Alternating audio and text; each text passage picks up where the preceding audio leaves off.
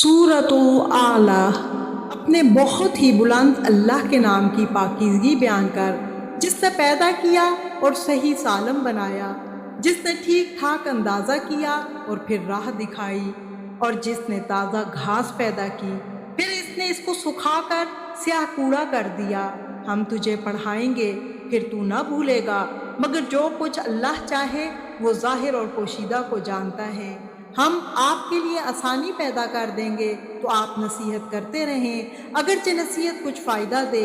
ڈرنے والا تو نصیحت لے گا، ہاں بدبخت اس سے گریز کرے گا جو بڑی آگ میں جلایا جائے گا، جہاں پر نہ وہ مرے گا نہ جیے گا بلکہ حالت نزع میں پڑا رہے گا۔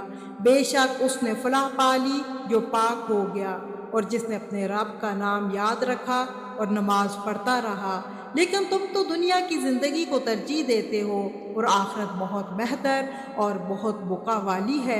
یہ باتیں پہلی کتابوں میں بھی ہیں، یعنی ابراہیم اور موسیٰ کی کتابوں میں۔